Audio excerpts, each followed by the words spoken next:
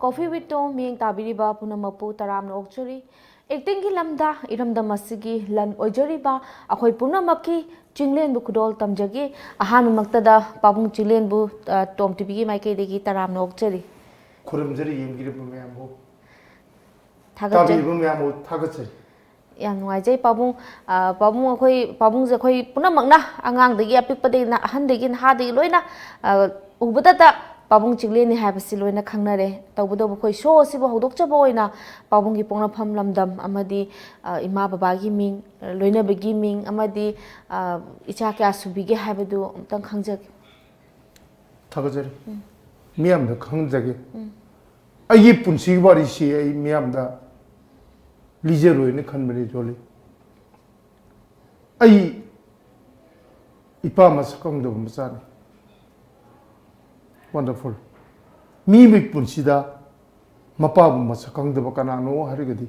I should manage. I imagine Contogum Ningoni, imagine Mammy Marazopicoi.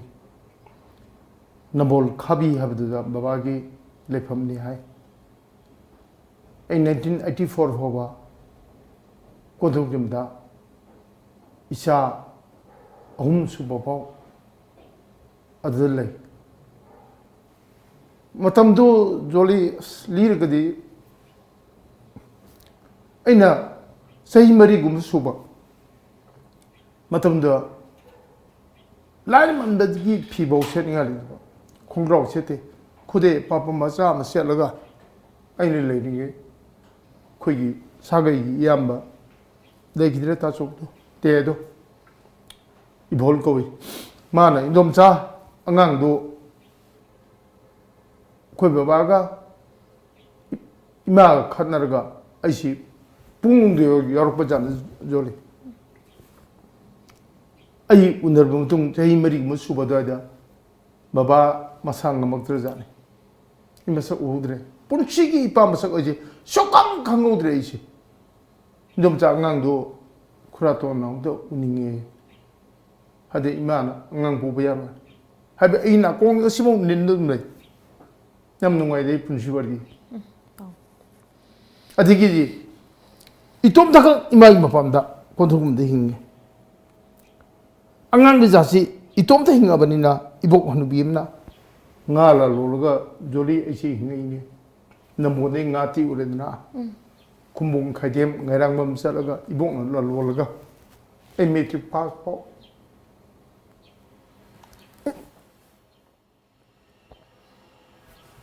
Item away. In Panguristamay. Was it same or Ital Billion?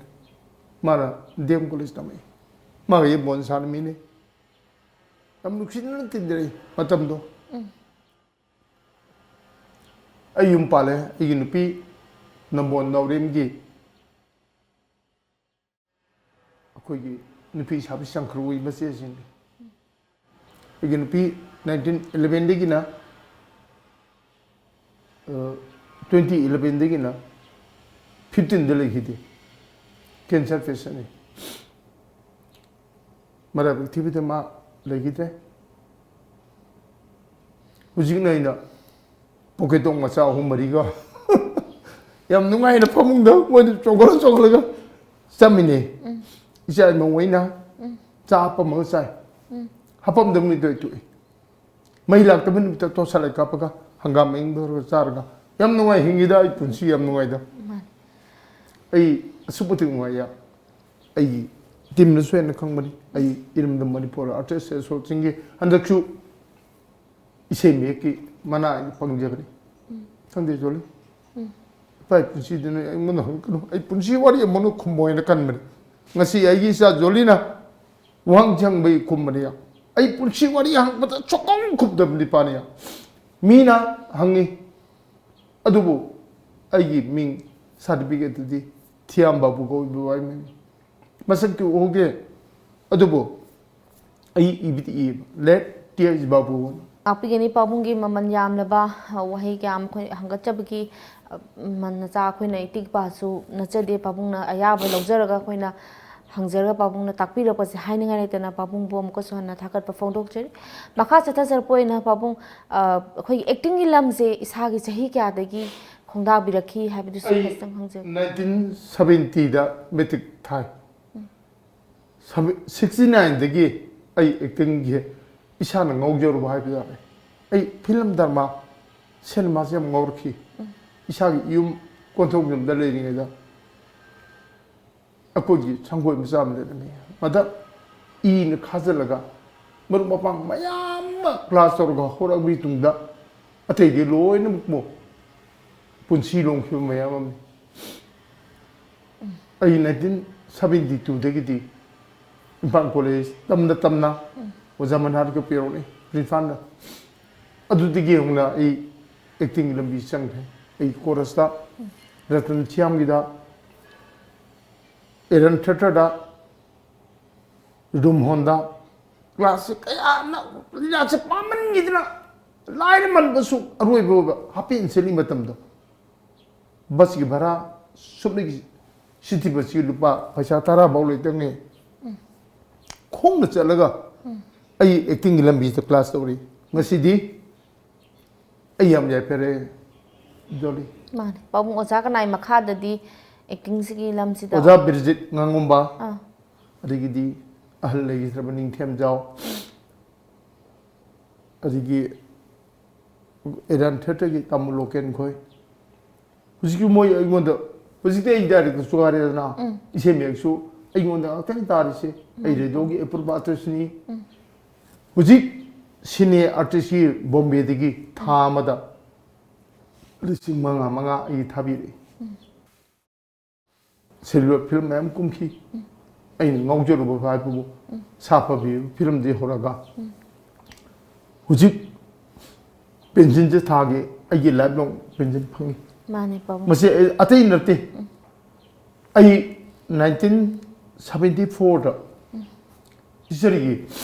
FA wale thabak lupa chani yankai ko piraga thabak changi lagidre ko director sahab to doctor mummy evolve को माई पेरोता था तरुकुम पुरमगा थबक तले करिगुम्बा इना government employer मदी जोली ngasi bababo mina nuksirba manipur pumana chinglen buruga ngaujeri bimam su ngaurum da pse maramdi aina haidodi artist la employer maga mamanje artist ne helena haibane mani pau yam chum level 3 बदी बेंगलोर दा आई photo से कुनमुक वांगबो रंगनी ने तम वांगी ने तम चांग Thiel के चिंगलेन थियामन चांग Thiel थबिरम अदु मखोइने मखोइ बुलाई दोन खाली मखोइने इंग्लिश साइते हिंदी निथिन ngang बहिते पनु तनु ग लई दु मखोन दे मखोइ बु उथोपा तेसु वांग लिंकिंग थबिरम अरुंगसी अइना आर्टिस्ट ओजरबदिगी मणिपुरगी माइबेन मैमना मसी महापापी से मसी थोरादी नोदमनी ने हराव जरी मैम से अइने एम्प्लॉयमेंट ओरम तारदी ओरम दबसे हैदन माने माने पाबु होये आर्टिस्ट हैबिगी मागे मगुन से होये रमदम मसिदा नतना मियोय पुनबगी अवा नुवाय मरकसिदा पोथा हंजबदा सरुक चाउना सरुक याबिरीने बाबू याम नुंगाइजे बाबू अखोइगी इसागी एक्टिंग गी लमजे लीलादा हाना हौबीब्रा सेलिब्रेट हाइदी कइनोनी सुमंग लासे पामदना जोली होनरे अदिगिदि मतमदुदि धर्मागी लमसी याम वांगे मतमदो एमडीयू गी रूमोहन गी इरान थिएटर गी अचोमतिक वांगे मोई मरक चलगदी अहि इहे हेगद्राना खलुबुदुंदा अदुगा ngasimu sumalirana makoina tu horoga koina mu sumaladi mutpalitetina sumaladi four side ni amana one side ni matamde prom to bachanami skini manudagi prom tawraga aina acting to doini nang dialogue ngam doini adu chana video lerami adu akodi four side ni babong no koina phamaga सानबनी Leela मथेंसदी I accident है आई सोरे आई सोबदा पानरीबा अदोम सोइने ꯑꯩꯅ driver ꯂꯥꯜꯂꯕ ꯅꯪ ꯀꯔꯤ ꯈꯨꯝꯗꯣꯏ ꯃꯥꯅꯦ ꯃꯥꯅꯦ ꯃꯥꯅꯦ ꯄꯥꯕꯨꯡ ꯌꯥꯝ ꯑꯩ ꯑꯣꯟꯅ ꯇꯩꯅꯕꯝꯗ ꯍꯥꯏꯔꯨꯕꯗ ꯑꯩꯒꯤ ꯀꯣ ꯑꯦꯛꯇꯔꯗꯨ ꯂꯥꯟꯅꯦꯕ ꯃꯥꯅꯦ ꯕꯣꯔꯤꯕꯣꯝꯕꯨ ꯗ꯭ꯔꯣꯞ ꯐꯨꯒꯦꯗꯤ ꯄꯥꯁ ꯄꯤꯔꯤꯕꯗ ꯅꯨꯄꯥꯗꯨꯅ ꯄꯥꯁ ꯄꯤꯔꯒ ꯗ꯭ꯔꯣꯞ ꯌꯩꯒꯗꯕꯅꯦꯕ ꯃꯥꯅꯦ ꯑꯩ ꯁ꯭ꯄꯣꯔꯠꯂꯔꯅꯤ ꯐꯨꯠꯕꯣꯂꯔꯅꯤ ꯚꯣꯂꯤꯕꯣꯂꯔꯅꯤ ꯑꯩ ꯌꯥꯝꯅ ꯑꯗꯒꯤ ꯁꯤ ꯑꯩꯒꯤ ꯃꯔꯨꯞ ꯍꯧꯖꯤꯛ ꯁꯦꯝ ꯑꯣꯏꯕꯤꯔꯤꯕ ꯑꯩꯒꯤ ꯏꯇꯥꯎꯁꯤꯅ ꯊꯧꯗꯥꯡ ꯂꯩꯔꯤꯉꯩꯗ ꯑꯩ ꯀꯂꯝ ꯃꯌꯥꯝ ꯏꯕꯅꯦꯕ ꯑꯩꯁꯦ ꯉꯥꯎꯖꯗꯅ ꯏꯁꯩ ꯃꯔꯨ ꯏꯕꯨ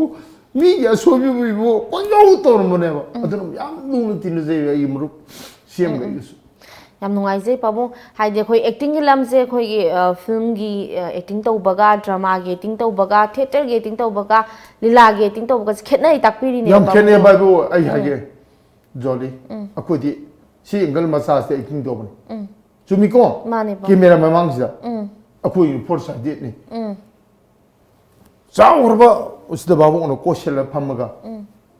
ꯑꯦꯛꯇꯤꯡ ꯇꯧꯕꯅꯤ ꯁꯤꯗꯤ ꯌꯥꯝ ꯂꯥꯏꯕꯅꯤ ꯑꯦꯛꯇꯤꯡ ꯇꯧꯕꯁꯤ ꯑꯩꯅ ꯃꯣꯏꯕꯨ ꯃꯤꯔꯥꯏꯕ ꯅꯠꯇꯕ ꯃꯥꯅꯦ ꯄꯥꯕꯨꯡ ꯍꯨꯟꯕ ꯅꯠꯇꯦ ꯄꯥꯏ ꯍꯥꯏꯔꯤꯁꯦ ꯃꯥꯅꯦ ꯁꯣꯏꯔꯁꯨ ꯑꯃꯨꯛ ꯍꯟꯕ ꯌꯥꯏ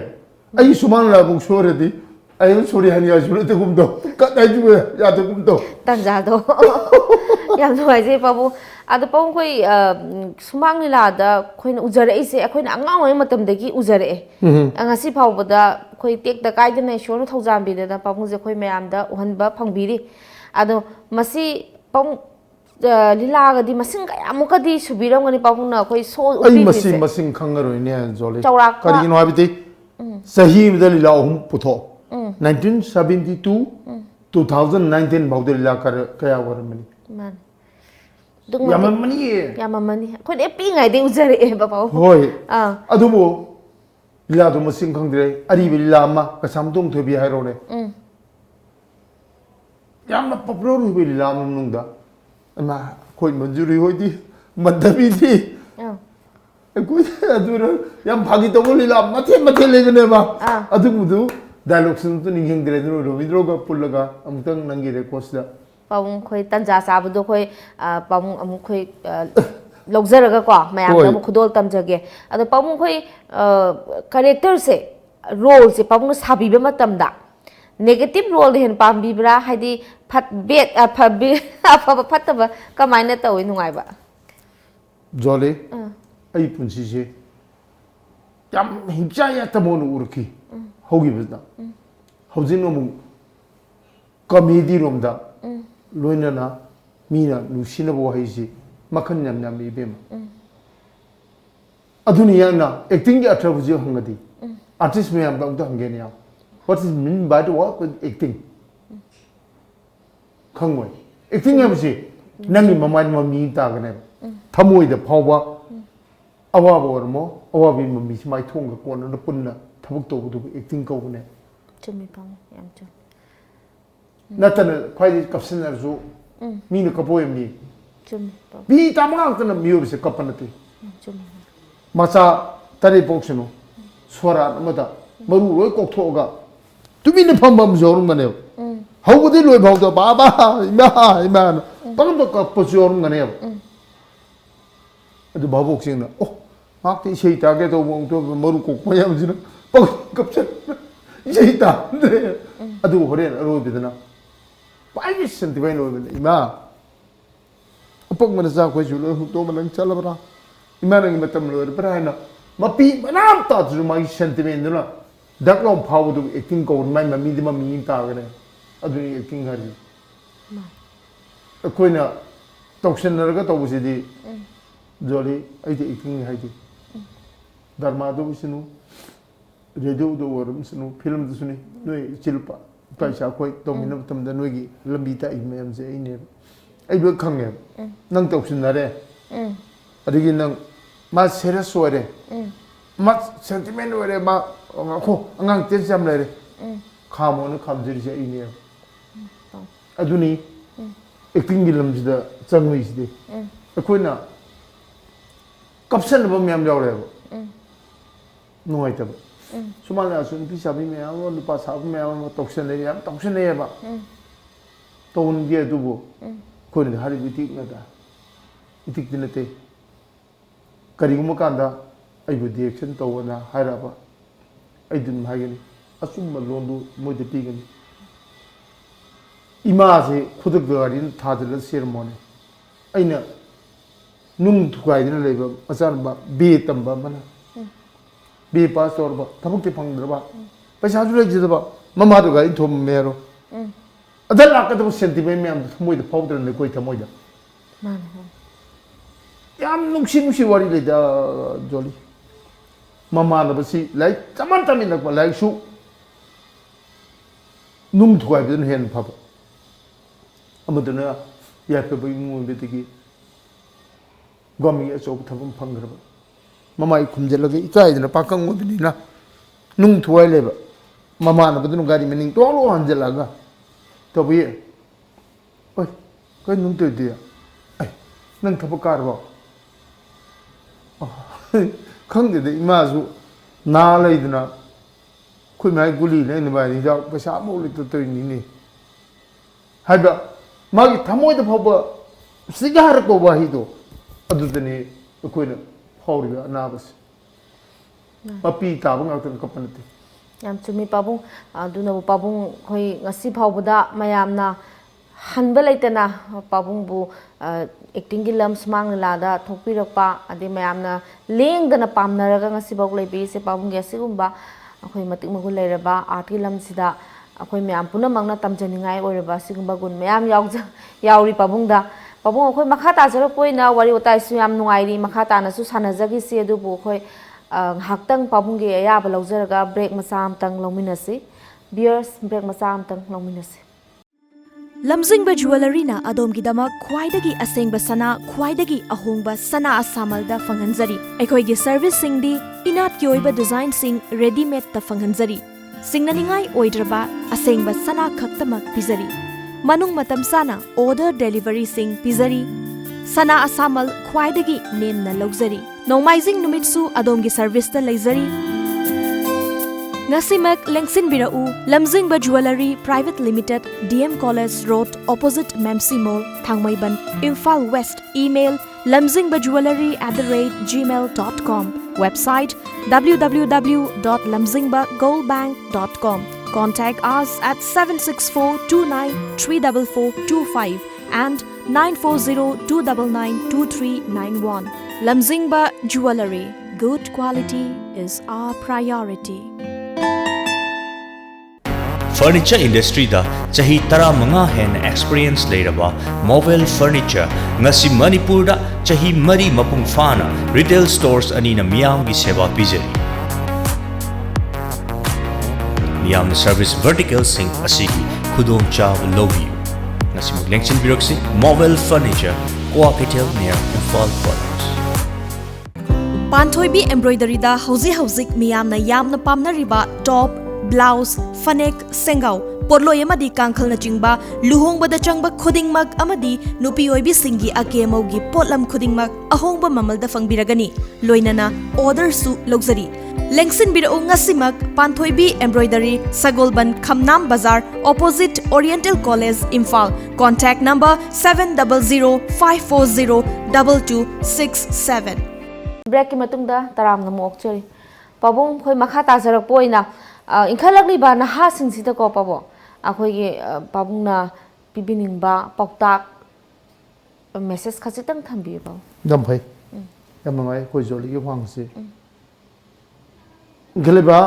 आर्टिस्ट सिंग दा इना थमजिंगबा नहारोन सिन तप थंपिनिंगदि मियोबदा लान दबो ngamba असेंगबा चटपा ओइदबा ngang मिनम्बा तौदबा होय मियोबे पुंसीसी इशोना सही चामा पीबीरमी ताबिंग मपुना अयि कर्मना हाबिदि सि मिरम गिलोने अयि साजना अयि लमचतना अइना सेरिनजे पायना स्वाद कापसलबा गुली जहलबा यु थक्चलबा पुंसीदो दुमक लंबांग तत्कनी अदुना कोई असुम तौसी मिगोंदा लांदबा ngамसी मियाम नुक्सिन लोनसी इथक इखा थक्सी का सेपन पुलगा अखोय पुन हिमिन सेबि लोनसी chinglen thiam ge mai gi di hangkat se ꯌꯥꯝ ꯅꯨꯡꯉꯥꯏꯖꯩ ꯄꯥꯕꯨꯡꯒꯤ ꯃꯃꯜ ꯌꯥꯝꯂꯕ ꯄꯥꯎꯇꯥꯛꯁꯤꯕꯨ ꯑꯩꯈꯣꯏ ꯄꯨꯝꯅꯃꯛꯅꯁꯨ ꯏꯟꯕꯁꯨ ꯑꯣꯏꯖꯒꯦ ꯄꯥꯕꯨꯡꯅ ꯈ꯭ꯋꯥꯏꯗꯒꯤ ꯄꯥꯝꯕꯤꯕ ꯏꯁꯩ ꯑꯃꯇꯪ ꯍꯪꯕꯤꯔꯒ ꯃꯌꯥꯝꯗ ꯈꯨꯗꯣꯜ ꯇꯧꯕꯤꯔꯒꯗꯤ ꯑꯩꯈꯣꯏ ꯄꯨꯝꯅꯃꯛ ꯌꯥꯝ ꯅꯨꯡꯉꯥꯏꯖꯔꯤ ꯄꯥꯕꯨꯡ ꯑꯩꯁꯦ ꯏꯁꯩ ꯁꯛꯑꯣꯅ ꯈꯟꯕꯅꯤ ꯑꯩꯁꯦ ꯏꯁꯩ ꯃꯌꯦꯛ ꯏ ꯌꯥꯝ ꯉꯜꯂꯤꯉꯩ ꯃꯇꯝꯗ ꯏꯁꯩ ꯁꯛꯏ ꯖꯣꯂꯤ ꯌꯥꯝ ꯇꯦꯟꯅ ꯁꯛꯀꯦꯀꯣ ꯌꯥꯕ꯭ꯔꯥ ꯌꯥꯏꯌꯦ ꯄꯥꯕꯨꯡ ꯏꯁꯩ ꯃꯇꯦꯛ ꯑꯃꯇꯪ ꯈꯨꯗꯣꯜ ꯇꯝꯕꯤꯌꯨ ꯊꯦꯡꯛ ꯌꯨ ꯑꯩꯒꯤ ꯄꯨꯟꯁꯤ ꯅꯪꯒ ꯀꯔꯤ ꯊꯣꯛꯅꯩ ꯑꯩꯒ ꯍꯨꯟꯗꯣꯛꯀꯤ ꯉꯝꯗꯦ ꯄꯨꯕ ꯋꯥꯔꯦ ꯑꯩꯒꯤ ꯄꯨꯟꯁꯤ ꯅꯪꯒ ꯀꯔꯤ ꯊꯣꯛꯅꯩ ꯑꯩꯒ ꯍꯨꯟꯗꯣꯛꯀꯤ ꯉꯝꯗꯦ ꯄꯨꯕ ꯋꯥꯔꯦ ꯆꯠꯂꯣꯅꯦ ꯄꯨꯛꯅꯤꯡ ꯋꯥꯈꯜꯒꯤ ꯇꯥꯝꯌꯥꯗ ꯅꯤꯡꯁꯤꯡꯃꯃꯤ ꯇꯥꯗ꯭ꯔꯕ ꯂꯝꯗ ꯊꯦꯡꯛ ꯌꯨ ꯚꯦꯔꯤ ꯃꯁ ꯃꯌꯥꯝ ꯈꯨꯔꯨꯝꯖꯩ ꯌꯥꯝ ꯅꯨꯡꯉꯥꯏꯖꯩ ꯄꯥꯕꯨꯡ ꯏꯁꯩ ꯁꯛꯄ ꯍꯩꯇꯦ ꯍꯥꯏꯁꯤꯃꯗꯤ ꯄꯥꯕꯨꯡ ꯌꯥꯖꯅꯤꯡꯗ꯭ꯔꯦ ꯑꯗꯨꯒꯤ ꯌꯥꯝ ꯐꯖꯅ ꯄꯥꯕꯨꯡ ꯏꯁꯩ ꯁꯛꯄꯤꯔꯤ ꯌꯥꯝ ꯅꯨꯡꯉꯥꯏꯖꯩ ꯄꯥꯕꯨꯡ ꯃꯈꯥ ꯆꯠꯊꯖꯔꯛꯄ ꯑꯣꯏꯅ ꯑꯩꯈꯣꯏ ꯍꯧꯖꯤꯛ ꯂꯩꯖꯔꯤꯕ ꯑꯩꯈꯣꯏꯒꯤ ꯑꯥꯔꯇꯤꯁꯀꯤ ꯑꯩꯈꯣꯏꯒꯤ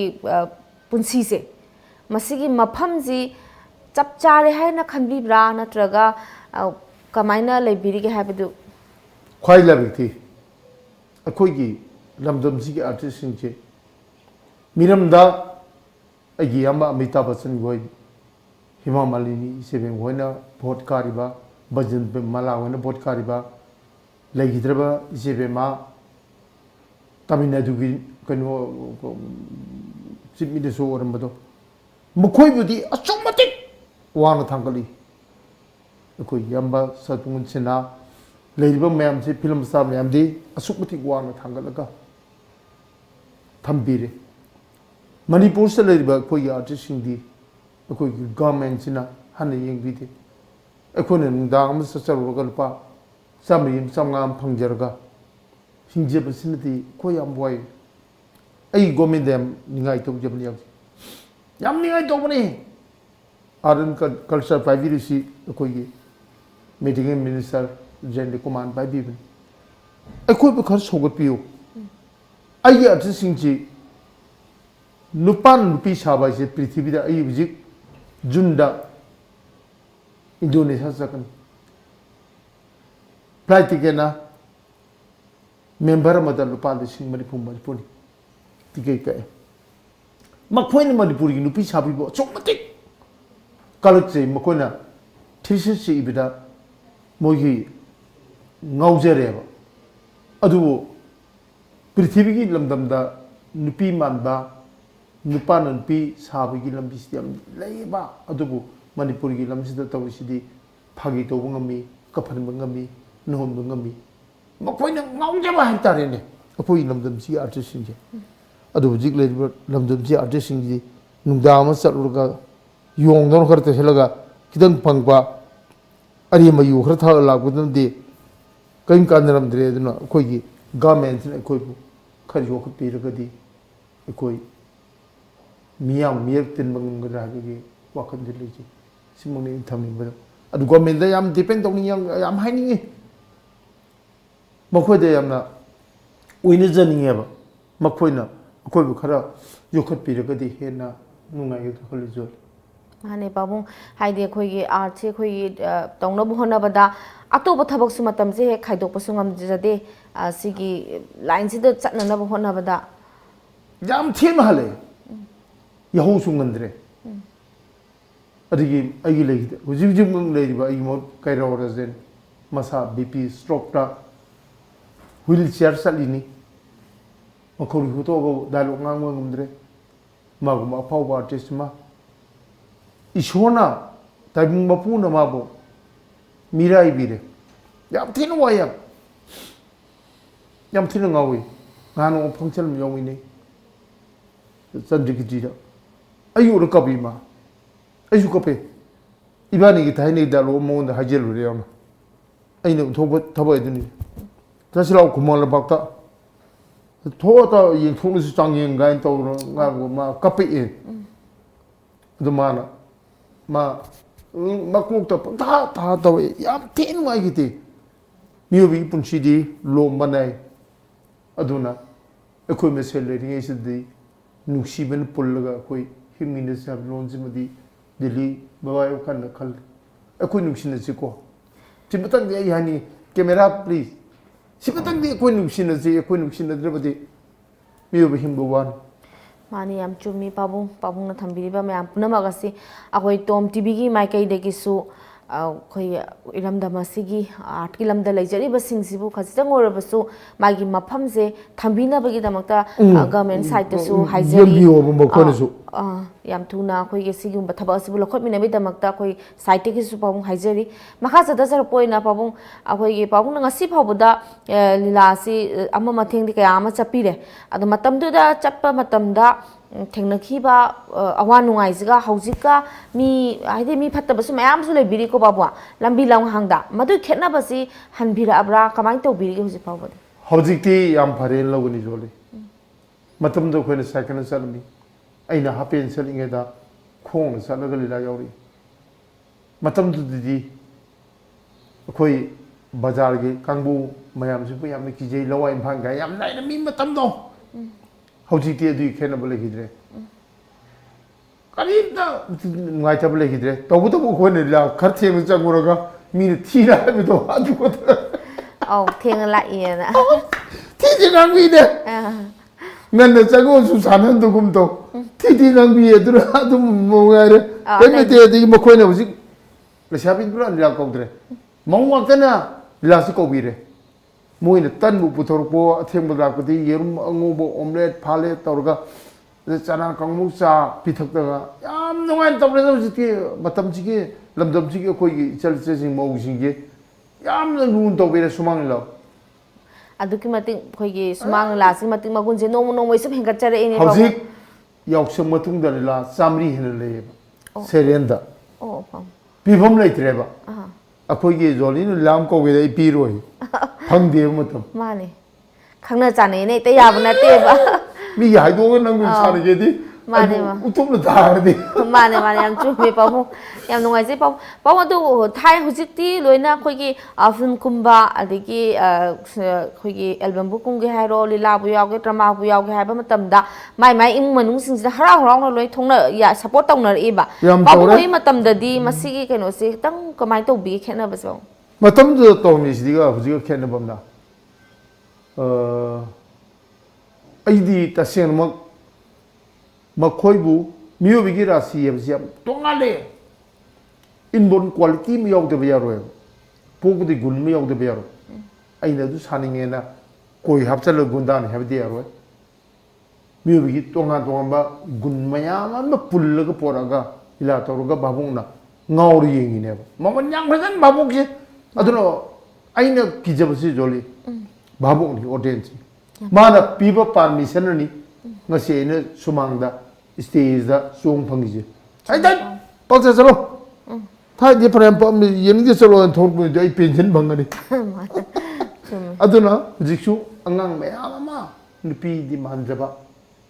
nupi gi ra de le moise khan rujiaro mubu ji ji तंखाई में दिन पीदों लेयेबा मुझे अखोने क्लास तो गिरम एक ट्यूशन तो दम कप पर स्माइ कप के दबनी साउंड में स्माइ साउ के दबनी अंग पर स्माइ अंग के दबनी नुंगी में स्माइ हागे दबनी क्लास तो भी लगती अकोई से लंबमजा याम पुथों को यारी दा याम ना पुथों नहीं आले अदोना जिकी मतम दुगदी खेलने जिती असुकमति कंप्यूटर साइंस ने चावल लगनी ना कोई लमदम सुजोरा बराइन खान हमने थागचरी पाऊं पाऊं कोई टॉम टीवी से मणिपुर की फर्स्ट प्राइवेट सैटेलाइट चैनल ने टाटा स्काई दा 1973 दा 42 कंट्री येंबा फंगबिरी अदो कोई 42 कंट्री दा लेबिरी बा कोई इरमदम सिगी मियोइसु येंबिरी नत्रगस अतोबा मयामसु येंबिरी मसिगी मफमदा पाबुंगना कोई इरमदम दगी ओइबा हाइदि लापना लेख्रबनिना इरमदम दगी पाबुंगना करिगुंबा वाहि खरदंग हाइबिनिंगबा लेरगदि मदुसु थंबि आई टॉम टीवी बो येंबिरबा मयाम खुदिमक्ता अने हाइनिंगबदी कोई चैनल से तत्ने येंबियो चैनल दगी नुंगाइबा एंटरटेनमेंट ओइबा मथेन मयाम फंगनी अनोब मथेन मयाम फंगनी ꯌꯦꯡꯕꯤꯔꯤꯕ ꯁꯤꯕꯨ ꯂꯧꯁꯤꯟꯕꯤꯕ ꯃꯌꯥꯝꯕꯨꯁꯨ ꯍꯟꯅ ꯊꯥꯒꯠꯆꯩ ꯋꯥꯍꯩꯁꯤꯃꯛꯅꯤ ꯆꯤꯡꯂꯦꯟ ꯊꯦꯝꯒꯤ ꯃꯩꯒꯤꯗꯤ ꯈꯨꯔꯨꯝꯖꯔꯤ ꯑꯔꯣꯏꯕ ꯑꯣꯏꯅ ꯄꯥꯕꯨꯡ ꯑꯩꯈꯣꯏ ꯃꯇꯝꯁꯦ ꯑꯀꯛꯅꯕ ꯃꯇꯝꯅꯤꯅ ꯄꯨꯡꯈꯥꯏꯈꯛꯀꯤ ꯃꯇꯝꯅꯤꯅ ꯄꯥꯕꯨꯡꯗꯒꯤ ꯑꯩꯈꯣꯏ ꯍꯪꯖꯅꯤꯡꯕ ꯈꯪꯖꯅꯤꯡꯕ ꯋꯥꯔꯤ ꯀꯌꯥ ꯑꯃꯗꯤ ꯆꯤꯊꯔꯒꯗꯤ ꯂꯩꯖꯍꯧꯔꯦ ꯃꯊꯪꯒꯤ ꯈꯨꯗꯣꯡꯆꯥꯕ ꯑꯃꯨꯛ ꯇꯥꯟꯖꯥ ꯑꯃ ꯂꯧꯖꯔꯒ ꯃꯈꯥ ꯇꯥꯅ ꯋꯥꯔꯤ ꯋꯥꯇꯥꯏ ꯁꯥꯟꯅꯗꯨꯅ ꯑꯩꯈꯣꯏ ꯚ꯭ꯌꯨꯑꯔꯁꯤꯡꯗ ꯑꯃꯨꯛ ꯈꯨꯗꯣꯜ ꯇꯝꯖꯒꯦ ꯉꯁꯤꯒꯤ ꯑꯣꯏꯅꯗꯤ ꯄꯥꯕꯨꯡꯒꯤ ꯑꯌꯥꯕ ꯂꯧꯖꯔꯒ ꯀꯥꯏꯅꯅꯕ ꯌꯥꯊꯪ ꯂꯧꯖꯒꯦ ꯑꯗꯣ ꯄꯥꯕꯨꯡ ꯑꯩꯈꯣꯏꯒꯤ ꯂꯝꯖꯤꯡꯕꯒꯤ ꯒ꯭ꯔꯨꯞ ꯚꯔꯇꯤꯀꯦꯜ ꯌꯨꯅꯤꯠ ꯑꯃ ꯑꯣꯏꯖꯔꯤꯕ ꯆꯤꯟꯖꯥꯛ.comꯒꯤ ꯄ꯭ꯔꯗꯛꯁꯤꯡꯗꯒꯤ ꯇꯣꯝ ꯇꯤꯚꯤꯅ ꯆꯝꯂꯕ गिफ्ट हैपर मा खुदोल तमजके थैंक यू वेरी मच आई इजा जोलीबो थागचरी इसा से आइगा तत्र फिल्म कुमिनखी यम नुक्सिबी चानपीनी ngasi खुदोनसिना हारिबा तोम टीवी की माइदा फपदो वरसुना बा पाउतम मुथाम जरम थागचरी पाबुंग कोई तोम टीवी की माइकै देगी मौ छिनजरगा ꯑꯩꯍꯥꯛꯅꯁꯨ ꯄꯥꯕꯨꯡꯕꯨ ꯍꯟꯅ ꯍꯟꯅ ꯊꯥꯒꯠꯄ ꯐꯣꯡꯗꯣꯛꯆꯔꯤ ꯊꯦꯡꯛ ꯌꯨ ꯄꯥꯕꯨꯡ ꯚ꯭ꯌꯨꯑꯔꯁ ꯉꯁꯤꯒꯤ ꯑꯣꯏꯅꯗꯤ ꯈꯨꯗꯣꯜ ꯇꯝꯖꯕ ꯊꯧꯔꯝ ꯑꯁꯤꯕꯨ ꯀꯥꯏꯅꯕ ꯌꯥꯊꯪ ꯂꯧꯖꯒꯦ ꯍꯌꯦꯡ ꯑꯃꯨꯛ ꯑꯅꯧꯕ ꯒꯦꯁ ꯄꯨꯗꯨꯅ ꯂꯥꯛꯆꯒꯦ ꯅꯨꯃꯤꯠꯇꯨ ꯐꯥꯎꯕ ꯄꯨꯡꯐꯝꯗꯨ ꯐꯥꯎꯕꯗꯤ ꯑꯩꯈꯣꯏ ꯄꯨꯟꯅ ꯑꯃꯨꯛ ꯉꯥꯏꯃꯤꯟꯅꯁꯤ ꯑꯔꯣꯏꯕ ꯑꯣꯏꯅ ꯀꯥꯏꯅꯅꯕ ꯌꯥꯊꯪ ꯑꯃꯨꯛꯀꯁꯨ ꯂꯧꯖꯔꯤ